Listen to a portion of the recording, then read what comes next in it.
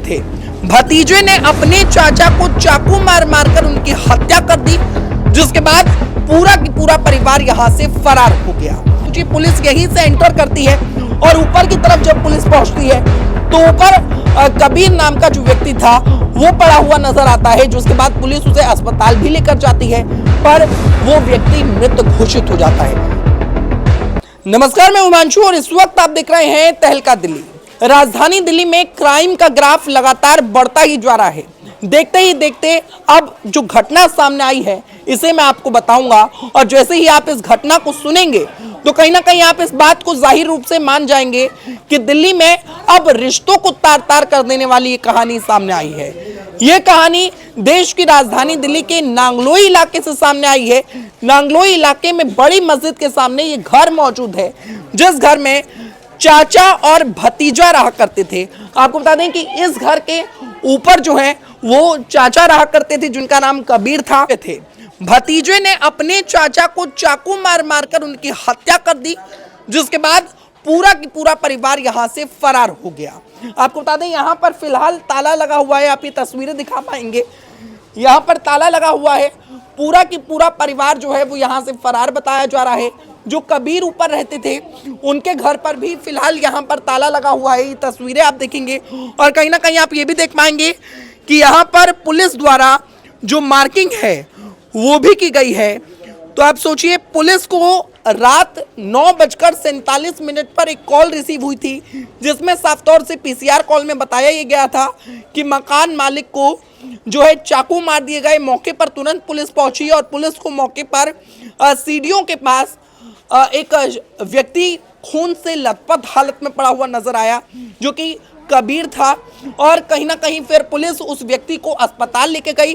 अस्पताल में जब उस व्यक्ति को ले जाया जाता है तब डॉक्टर्स द्वारा उस व्यक्ति को मृत घोषित कर दिया जाता है, जिसका नाम कबीर था। और उसके बाद जो भतीजा था, बताया कि जा रहा है, मोहल्ले पड़ोस के लोगों ने बताया कि मौके से उस व्यक्ति को भागते हुए देखा गया था।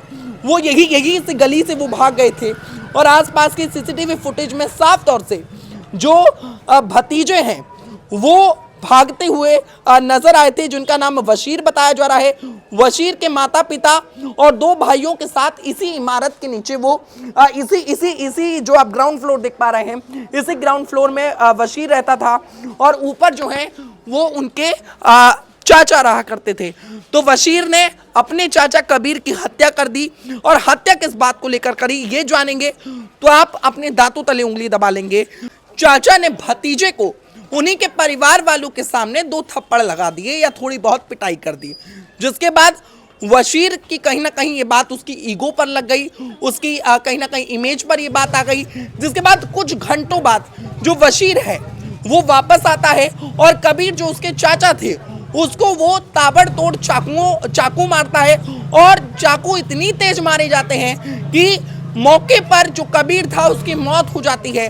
जब पुलिस यहाँ पर पहुंचती है, आप सोचिए, पुलिस यहीं से एंटर करती है और ऊपर की तरफ जब पुलिस पहुंचती है तो ऊपर कबीर नाम का जो व्यक्ति था वो पड़ा हुआ नजर आता है, जिसके बाद पुलिस उसे अस्पताल भी लेकर जाती है, पर वो व्यक्ति मृत घोषित हो जाता है। देखते ही देखते जो वशीर नीचे रहा करता था उसका पूरा परिवार फरार हो जाता है।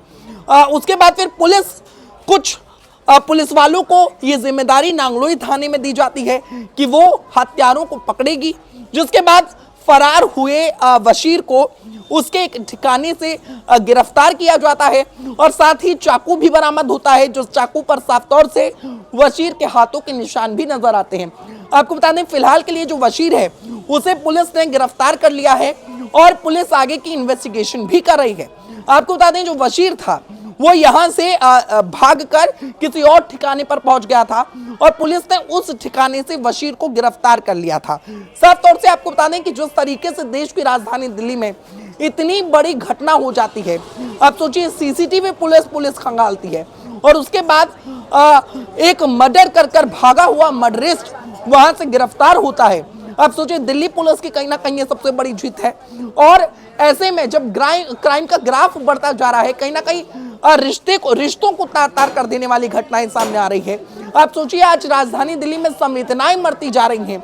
आखिर रिश्तों की कदर भी जो है बच्चे नहीं कर पा रहे हैं। आखिर इस चीज को लेकर हम किस चीज की कमी माने? क्या शिक्षा की कमी है? क्या कहीं ना कहीं बच्चों में संवेदनाएं मरती जा रही हैं? आखिर इसकी क्या बड़ी वजह है? एक तरफ तो लोग पूजा करते हुए नजर आते हैं, आराधना करते हुए नजर आते हैं, ईश्वर को मानते हैं, पर वहीं दूसरी तरफ ऐसी घटनाएं सामने आती हैं। आप सोचिए, अपने ही चाचा की हत्या कर देता है एक भतीजा जो होता है। आप सोचिए, इतनी बड़ी घटना जब देश की राजधानी दिल्ली में हो रही है, क्राइम का ग्राफ इतना बढ़ रहा है, तो आखिर दिल्ली किस तरीके से हम दिल्ली को सुरक्षित माने? जिस तरीके से भाई साहब ये घटना हुई है, क्या कुछ कहेंगे? घटना हुई है भाई, अब इसमें कहना क्या। कबीर कैसे व्यक्ति थे? बस वैसे तो काम करता था, काम धंधे वाला आदमी था। आपस में झगड़ा था मकान का, उसी में मतलब ये काम हुआ। बताया ये भी जा रहा है कि जो कबीर थे वो ऑटो चलाया करते थे, और इसके अलावा जो बशीर थे जो नीचे रहा करते थे, जो हत्यारे थे, वो एक फैक्ट्री में मुंडका इलाके में काम करा करते थे। हाँ, मुंडके में काम करते थे, वे पेस्टिंग का, चप्पल जूते की पेस्टिंग का काम करते थे वो। आखिर ऐसी क्या नौबत आ गई कि चाकू मार दिए गए इस तरीके से? इतनी बड़ी ये तो नौबत, ये तो वो आपस में जान सकते भाई, बाहर तो कोई नहीं जानेगा, ये तो आपस की बात आपस में जानेंगे। अच्छा, इनकी हरदम ऐसी लड़ाई होती थी या पहली बार लड़ाई हुई थी? नहीं, पहले भी हुई है, एक दो दफा पहले भी हुआ था पाई। अक्सर लड़ाइयाँ हुआ हाँ, करती। पहले भी हुई है। तो आप लोगों ने कभी समझाने की कोशिश की क्या? समझाने की तो कोशिश ये की, साथ वालों ने कहा भाई इसको बेच दो, आधा वो ले लो आधा वाले ले। ऊपर वाला बेचना चाहता था, नीचे वाले नहीं बेचना चाहते थे। बस ऊपर वाले नहीं बेचना चाहते थे, ऊपर वाला बेचना चाहता था कबीर। हाँ, नीचे वाले नहीं बेचना चाहते। अच्छा, बशीर नहीं बेचना चाहते हाँ। थे, और इसी बात को लेकर ये पूरा इसी विवाद। बात के ऊपर झगड़ा था। तो देखिए, कहीं ना कहीं बताया ये जा रहा है कि जो बशीर था वो नहीं बेचना चाहता था, और जो कबीर था वो बेचना चाहता था। कहीं ना कहीं इस चीज को मैं करेक्ट करना चाहूंगा। और पता ये भी चला उसके बाद, यहीं पर जो कबीर था उसने बशीर को 2 थप्पड़ मार दिए, पिटाई कर दी, ऐसा हुआ था। हाँ, हुआ था पहले। उसके बाद फिर काफी घंटों बाद जो वसीर है वो यहाँ पर वापस पहुंचता है, और फिर अपने चाचा पर ताबड़तोड़ जो है चाकू से हमला कर देता है। आप सोचिए, इतनी बड़ी घटना देश की राजधानी दिल्ली में हो जाती है, आखिर जिम्मेवार कौन है? आज का ये वीडियो मैंने आपको दिखाया, पूरी घटना मैंने आपको बताई। फिलहाल के लिए ये घर बंद है, जो ऊपर कबीर रहते थे उनका घर भी बंद है, नीचे जो पूरा परिवार रहता था बशीर का, वो भी घर पूरा बंद है। जो कबीर रहा करते थे उनके साथ कौन कौन रहता था? कबीर वो अकेले ही रहता था। अकेले ही रहता था। कहीं ना कहीं ये पूरा परिवार जो है उनका खत्म हो गया है। खत्म हो गया, अकेले ही रहता। तो देखिए, कहीं ना कहीं इतनी बड़ी घटना आई है देश की राजधानी दिल्ली से सामने। अब पुलिस क्या करती है, क्या कार्यवाही आगे होती है, कोर्ट क्या निर्णय करेगा, ये देखने का विषय होगा। फिलहाल के लिए इस वीडियो में इतना ही। देखते रहें तहलका दिल्ली। बहुत बहुत धन्यवाद।